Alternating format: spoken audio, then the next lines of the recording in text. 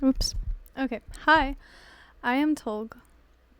My name is Tolg. I exist, so do you. I broke my better camera. This one is not that good, but it's okay. That's my cat. And he's a good boy. And I am reading from Marguerite, Porete, The Mirror of Simple Souls. She was burned at the stake for heresy for writing this. And I have already read 1 through 6, I think. I don't think I read chapter 7, I think. Oh no, I did read chapter 7. Hi, sorry. So I'll read chapter 8 through 10 today. Oh, and I cuss. If you don't like that, you can go away. Chapter 8, How Reason is Surprised that this soul has abandoned the virtues and how love praises them.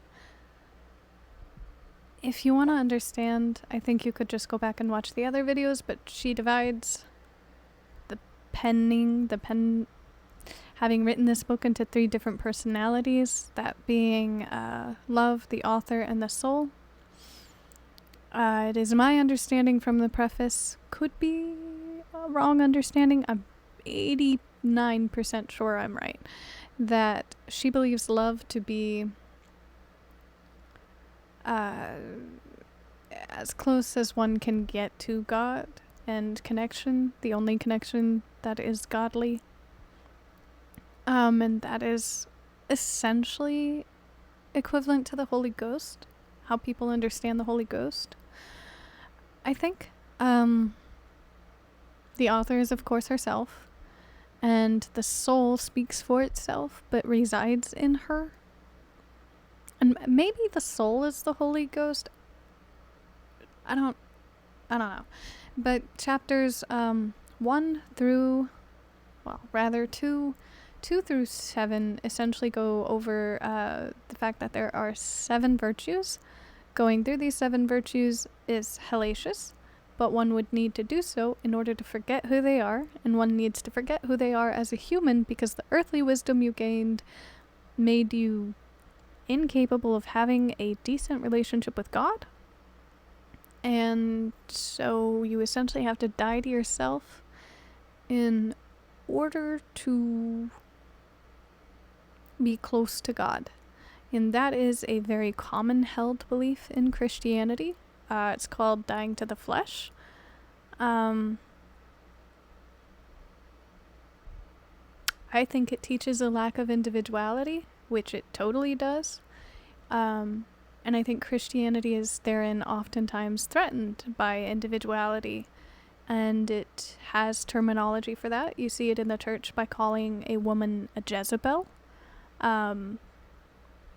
Fun fact, another thing that at least non-denominational churches do it, I don't know if other churches do it, but Jezebel is also seen as a demonic entity unto itself that you can get exorcised for.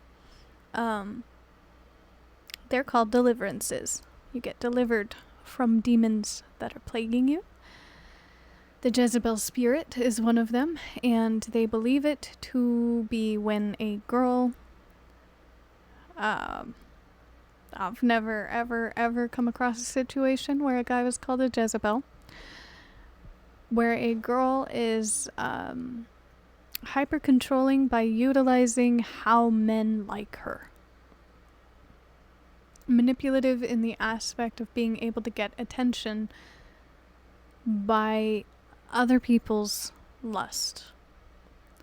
That is the Jezebel spirit that you can be exorcised from. So, I say that because that is essentially an example of dying to the flesh. You're not supposed to be in any way fleshy. You should be a blob.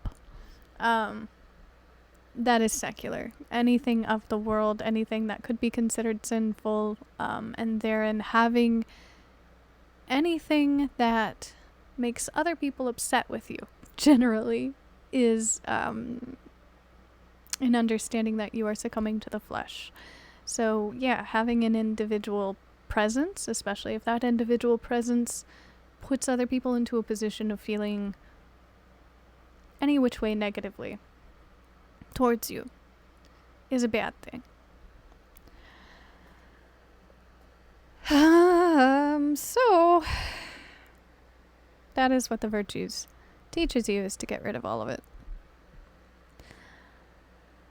So, going back to it, this is the authorship of Reason. Reason says, love, says Reason, who can only understand the obvious and avoid subtleties? What a wonder. This soul no longer has any sentiment of grace nor desire of spirit, since she has taken leave of the virtues, who offer the manner of living well to every good soul. And without these virtues none can be saved, nor come to perfection of life, and whoever possesses them cannot be deceived. Nevertheless, this soul takes leave of them. Is she not out of her mind, the soul who speaks thus? Love answers, without a doubt, not at all, says Love, for such souls possess better the virtues than any other creatures, but they do not possess any longer the practice of them, for these souls no longer belong to the virtues as they used to. Also, they have been servants long enough to become free from now on. So my theory on this, Marguerite Porete was a Béguinage nun in 1100 AD. So the practice of being a nun, it wasn't necessarily common that a woman would grow up of her own free will and volition and say, fuck yeah, I want to be a nun. That sounds amazing. Normally, it was a means of avoiding the poorhouse, or a like sentiment, a place of like nature. It was also a place where women were destined for, if they were punished, like they did something against the family name and the family was ashamed of them, if their husband died and they would be returned to the family, and the family did not want to or could not monetarily support this woman, if everybody in her life died, children, spouse, and other family members, and they could not take care of her, she would become a nun. So oftentimes women ended up in these positions not necessarily for their religious fervor, but priests would be put into a position of teaching religious fervor to these nuns. And from this, it's coming across to me that she had been abused in this system. The amount of times she repeats certain things, and this whole idea that everybody ought to practice utilizing the virtues, which, sure, yeah, great, awesome, good shit to practice virtues. To be virtuous 24/7, to be reminded of being virtuous 24/7, to the extent of, I referenced in the last video, like Bart Simpson at the chalkboard writing over and over and over, I will not, but the common one of Bart just going, eat my shorts repeatedly.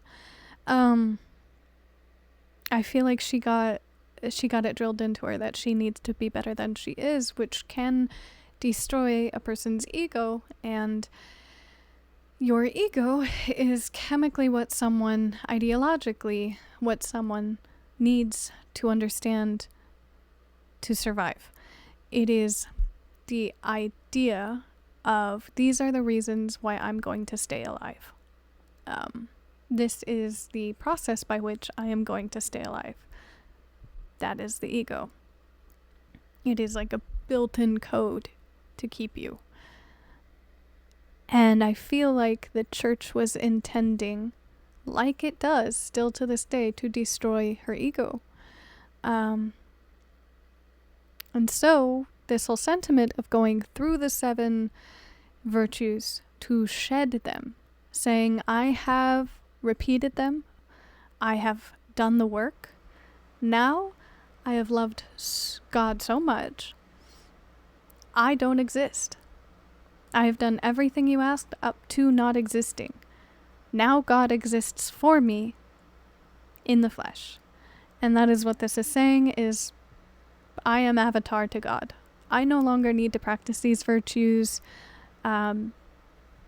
because I am, I have opted out and God has taken the wheel for me. So suck it. Essentially, it just reads to me like, hey, stop beating me. I'm done. It's in severe abuse, it's dissociative identity disorder. It's extreme dissociation. It's choosing to opt out.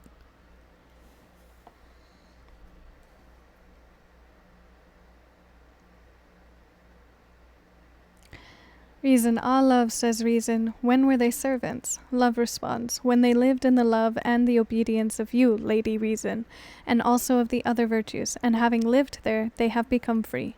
Reason, and when are such souls freed? Says Reason, love, when love dwells in them, and the virtues serve them without any contradiction and without labor by such souls. Love, without a doubt, Reason, says Love. Such souls who have become so free have known many days what dominion knows how to do. And if someone were to ask them about the greatest torment a creature could suffer, they would say that it would be to live in love, and to be still in obedience to the virtues. For it is necessary to give to the virtues all that they demand, at whatever cost to nature. Thus it is that the virtues demand honor and possessions, heart and body and life. It sounds to me like the priests are the virtues, and very likely that she got burned at the stake for telling all their dirty secrets. A lot of people made donations to the church on the premise of, hey, give me reputation, and all I need to do is give you money, so you can survive. And the public then thinks that my nobility is inherited on the premise of hard work and effort, and I'm a decent person because, look, I gave you my money. It is noblesse oblige. It's what, millionaires are supposed to do when they're supposed to pay taxes.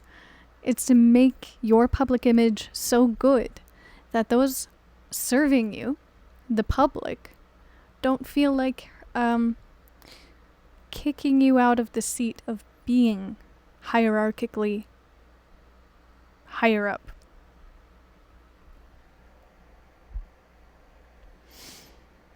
So that would be what is referenced here when it says virtues demand honor and possessions.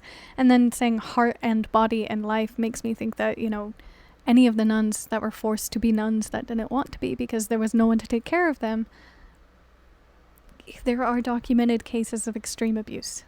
There are. If you wanted to go look it up.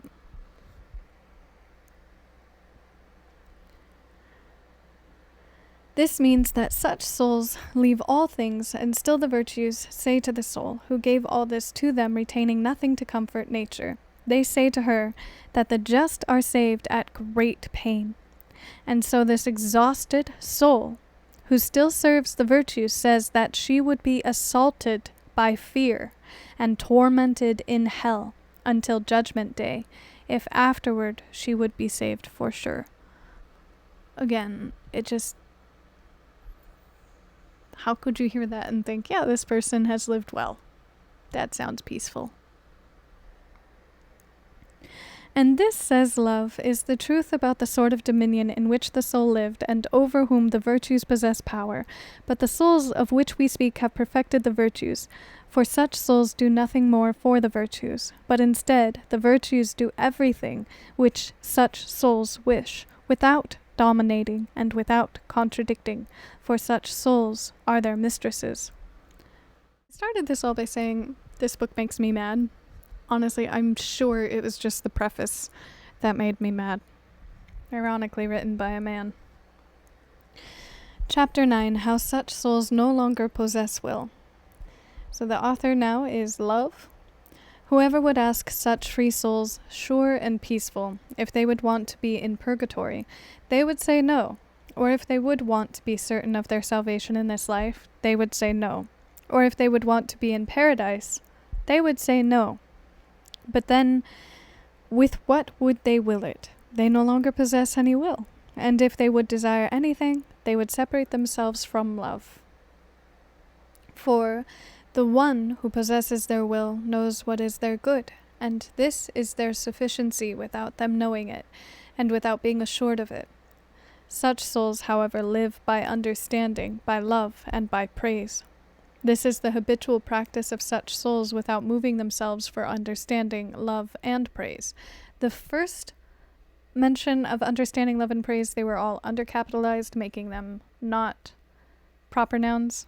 The second mention, they're all capitalized, making them entities unto themselves. The comment I wanted to address that I made, that the preface was written by a man, wasn't necessarily because I'm a she-woman hating, she-man. Oh, I tried to make a reference I couldn't make. I don't hate men. It's because I am of the thought, especially because the world over has been taught, not the world over, sorry, very Eurocentric cultures have been taught that there are only two genders, and due to it having been that way for thousands of years in these Eurocentric cultures, people were brought up around the understanding that these unwritten rules of society, that one understood gender ought to act a certain way, same with the opposing understood gender ought to act a certain way, ought to be a certain way, and therein certain things ought to come about because of them. And I think thousands of years of all of these unwritten rules and regulations by societal norm has put people into a position of creating patterns by which they follow, much to speak on how one thinks and how one orders their thoughts. So those who are stereotypically understood to be men or male or masculine grow up in a society that treats them specifically as such. And due to that, I think that those gendered as men have a tendency to not understand metaphors, to see things plainly as they are presented, and I think it is a more feminine aspect to read between lines, to understand subliminal rhetoric, or messaging. And again, if this is going to be picked apart in the future, my personal belief is yin and yang. I don't know if you can see that. I think yin and yang. I think that each individual maintains an aspect of both femininity and masculinity inside themselves, and I think everything needs a balance in order to exist. So I think all of these masculine, feminine features are things that anybody has the ability to ascertain or understand or utilize. And I think in Eurocentric cultures, the inability to access these things for any individual, the duality of life has caused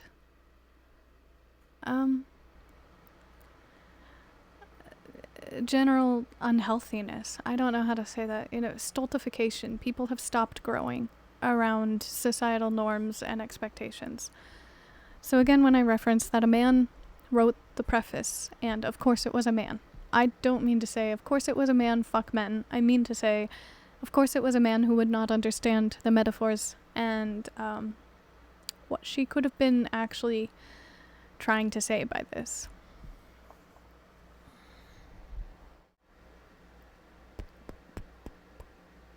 So right, they had capitalized understanding, love, and praise. So going back to it, the sentence I just read is, this is the habitual practice of such souls without moving themselves, for understanding, love, and praise dwell in them.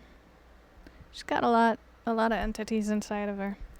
Such souls do not know how to consider themselves good or evil, no longer possessing understanding of themselves, nor knowing how to judge if they are converted or perverted. I don't want people to hear that and think in the terminology of 2025. This was 1100 AD. So for something to be perverted is for it to be spun out of context.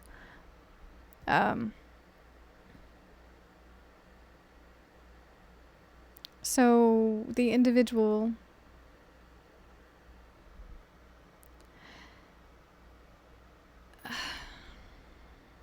I want to say that understanding love and praise are moving into this individual on the premise of being aspects like virtues of God that are innate in God, and thus when one decides to no longer live in the flesh, be an individual, think for themselves, these things come innately to them. And due to that, not thinking for oneself, they're not thinking about anything, satiation, lack of such, love or the lack of such, there's no contrast. And so if they are converted or perverted, if one has reached this point of, I would say, degradation, reach this point of no longer existing as themselves, they do not know if they have been changed by going through these virtues for the better or for the worse. Converted being, because essentially converted and perverted are synonymous, just given a different intonation. So yeah. It sounds like an identity crisis. And this, when I said it sounds like there are multiple entities inside of her. I grew up from the age of 13 to the age of 18, I participated in a non-denominational church, multiple of them. And in that environment, it is very easy to say anything is possession.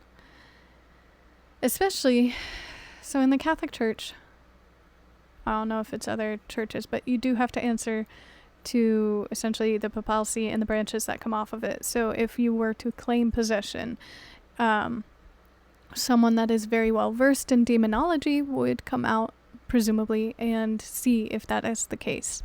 And according to the Catholic Church, it is nearly infinitely rare for a possession to actually happen. According to the non-denominational church, however, they don't claim a denomination, so they don't answer to a greater power other than God. And in that environment, you're supposed to check yourself by those in your surrounding community. But again, groupthink, it is really easy to have people be convinced simply by a cult of personality instead, to get in line and to say the same things. And it is a common practice in non-denominational church to find something upsetting and then claim that that is in lieu of demonic ideation. So it could be, I had a purse stolen in middle school, and it had a rock my dad gave me. Because my dad was not a part of the same religious ideation. The rock had a demon attached to it, and it was God's work that got the purse stolen, so I ought to be grateful. Everything and anything can have a demon attached to it. Any word can have a demon attached to it, and any demon can be a demon of anything. A demon can be of music. It can be a demon of lies. It can be a demon of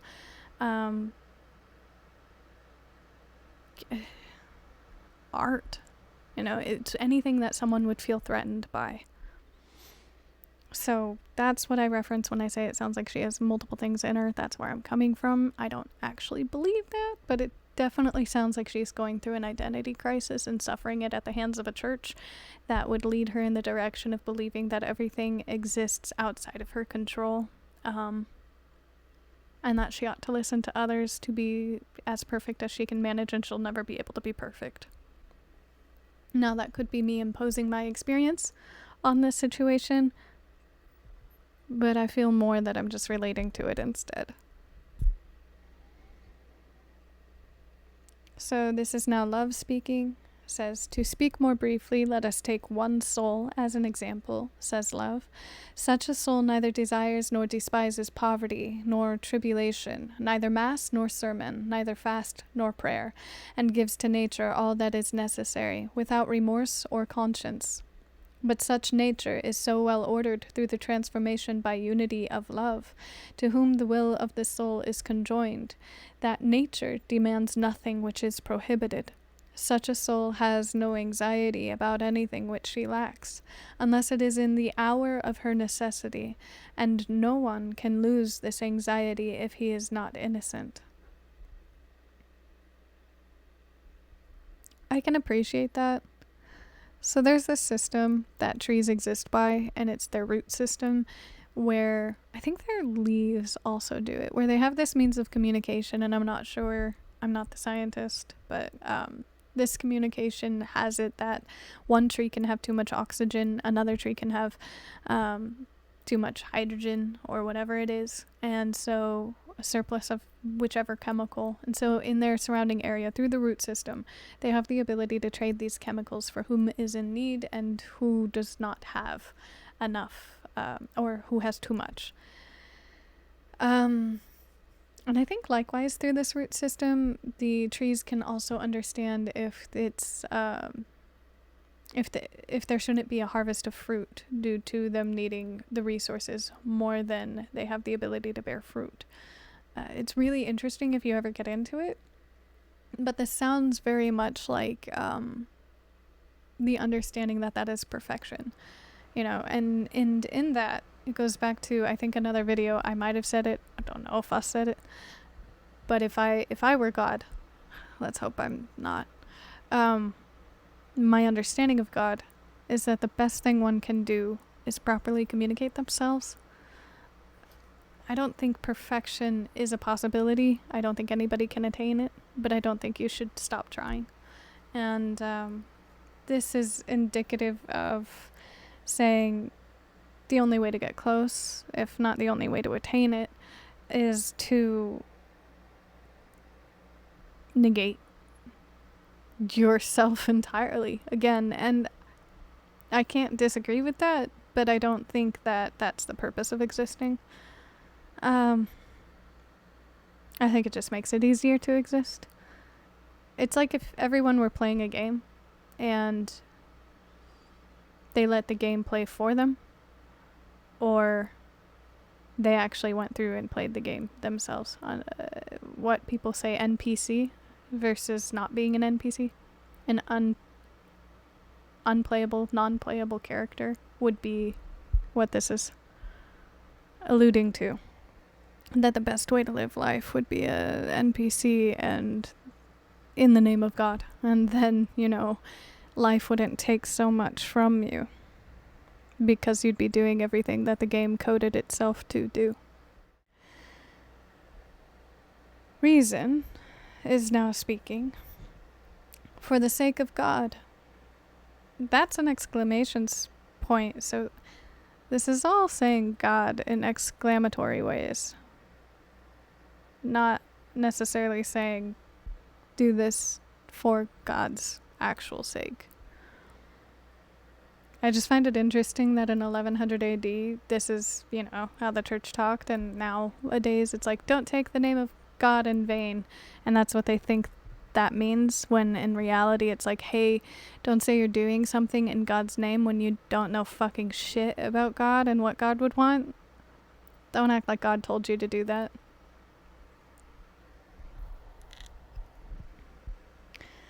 Says Reason, what are you saying? Then Love answers, I answer you thus, Reason, says Love.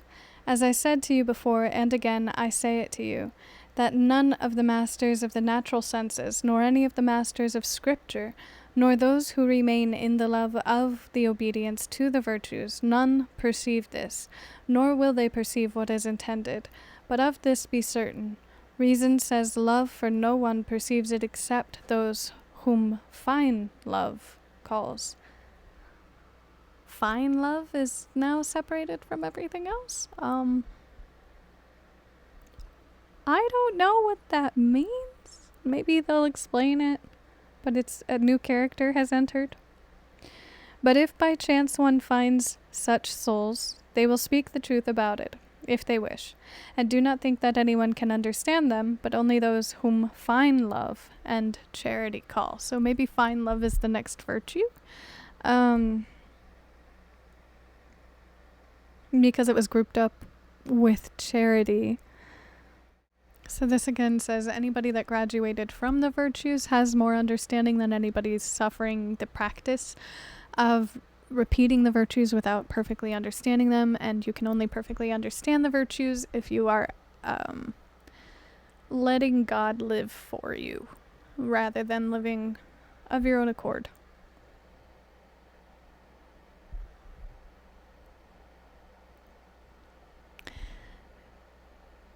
This gift, says love, is given any time in a moment of an hour, and whoever possesses it guards it, for it is the most perfect gift which God gives to a creature. This soul is a student of divinity, and she sits in the valley of humility and on the plain of truth, and rests on the mountain of love. So that's a lot of topographical iconography for no reason. Why not? Why not? Why not? There's not much from this other than grandiose verbiage. Again, it's just reiterating, the virtues become innate in your person if you let God live through you, for you. That's lonely as fuck, I don't consider myself any participant of any religion anymore. However, I do believe in the God of the old Bible, and I just personally think there would be no reason to create something if you didn't want that thing to exist. It would be really fucking weird to create individuals just to demand a hive mind of them and have to do all the work yourself. And I think the only reason to exist as God and separate yourself into multiple existences is to better understand yourself. And the only way for that God to better understand themselves is if each individual pursues that individuality to such an extent that they continue to grow in it, not get rid of it. And so I think that's irresponsible, I guess, where creation is concerned. If you do believe in creationism in any regard, I think it's really wildly irresponsible. It's like trying to crawl back into your mom.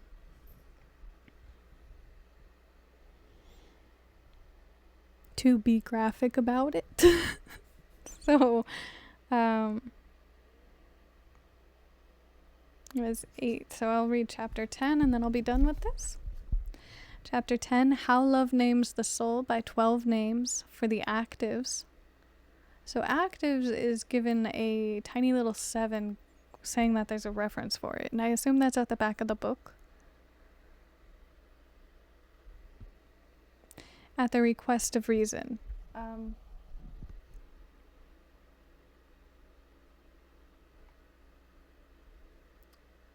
Yeah. So it's kind of giving the lack of like a prompt, the inability to properly introduce each subject as they come along. I guess it's 1100, and women were not given proper education. Nuns received, the ability to read and write, and if she was a nun based on having prior been, a wealthy woman, she would have at least been given bare minimum education for the time, so that the family can claim how great they are based on even affording the women education. So in hindsight 2020, I can look at this and go, oh, that poor writing skills, but that's just me being a prick, really. So this is the author of this is Reason.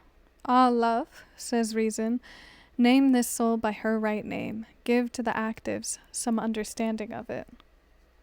Love then responds, she can be named, says Love, by 12 names. That is, the very marvelous one, the not understood, most innocent of the daughters of Jerusalem. She upon whom the Holy Church is founded. Whoa. Illuminated by understanding, adorned by love, living by praise, annihilated in all things through humility, at peace in divine being through divine will. She who wills nothing except the divine will, filled and satisfied without any lack by divine goodness through the work of the Trinity. Shit. Fuck. Her last name is Oblivion. Forgotten.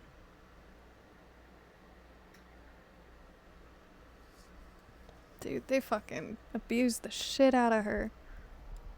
And like modern day, we can say this is abuse. Back then, I think it would have just been common knowledge that the church tells you to not exist, that you shouldn't do it.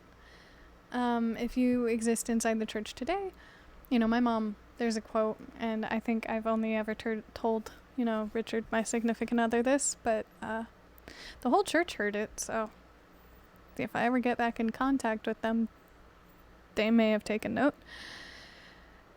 She told everyone, oh, we beat the narcissism out of her, don't worry about it, and she was laughing, It's just a common practice. You don't want people getting too heady.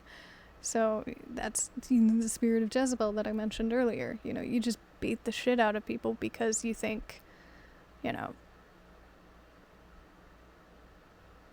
if you have something I want, that must mean that you don't understand God. Because that's what I can lord over you. Honestly, I can't understand from the other perspective why they would make that a less holy ideation. If you have a sense of self, if you love yourself, oftentimes it's definitively if you love yourself. If you take an ounce of pride in yourself, that must mean you are not humble, and being humble is what one ought to aim for. So, and I guess you see this in other cultures as well. My Chinese teacher, she said she was raised with her mother. Whenever someone outside of, the family would compliment her as a small child, her mother would be right there going, no, she's ugly, no. And it's like, you want to raise your child being humble. Not that you don't believe that they're lovely, but... So, it's not just an aspect of Christianity. Humility is praised everywhere, but there was a point in my life where I got to, how can you be humble and delusional? That can't be true humility. You need to understand yourself, and therein true humility is being able to perfectly understand where you're situated, what you have, who you are as a person, and not taking that as a sense of pride, but instead an aspect. Although not taking it as a sense of pride, I don't think pride is a bad thing. I think anything can be healthy as much as it can be unhealthy. And it depends on how much you pay into it and what you forgive yourself based on. And I think pride is something that is your ego. I think you need it to survive. And I think there are healthy things to take pride in, like making a damn good lasagna. Fuck yeah, you should take pride in that. Washing the dishes. Getting ready for the day. Taking care of your chores. Getting your paycheck. These are all things absolutely everyone should be able to take pride in. Building into your person. Falling in love with yourself. These are things you should take pride in. I, however, think that there are unhealthy versions of that pride, like being proud of how much money you have, rather than being able to just be able to take care of yourself and others. So, there's that. Going back to humility, the mention of it just gives me, creepy vibes of like, How controlled was she? How threatened were other people because she existed? Maybe I'm imposing my experience on this. I don't know. I never got delivered from the spirit of Jezebel, but I certainly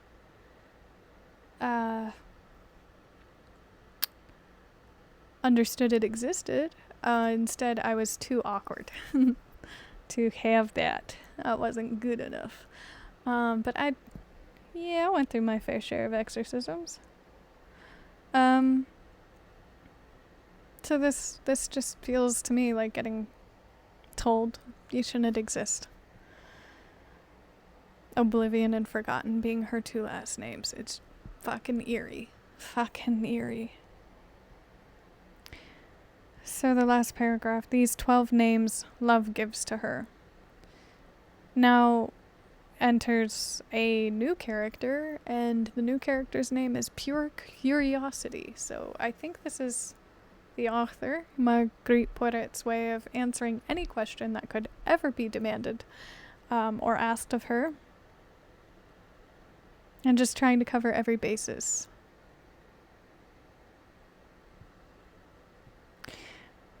So pure curiosity or pure courtesy. I apologize, not curiosity. I must be wrong then. So pure courtesy has entered and now says, and without fail, says pure courtesy, it is right that she be thus named, for these are her right names. Is this demanding that others be courteous of what she has understood in life? By saying pure courtesy? It would just be purely courteous if you did this? And thusly, if you did not respond like that, then you are uncourteous, and more than likely being courteous is another virtue. So reason then responds, ah, love, you have named this soul by many names, by which the actives have some understanding of her, which would only be by hearing the very noble names by which you have named her. Nobility being a hierarchy, higher up in the hierarchy, and therein giving noble names that describe her as not existing. What a mixed message. In conclusion, after reading chapter 10, I just believe that she's an abuse victim. Ouch, you know? So, after saying all of that, I once again extend if anybody needs to talk at a wall, or have a random person give their 2 cents. Don't know why you would want that. You can hit up my Instagram messaging thingy. Go by Cat Riceball, cat with a K. And otherwise, if that hit you where it hurts, I advise you seek a therapist who has a degree in helping people. I am not that.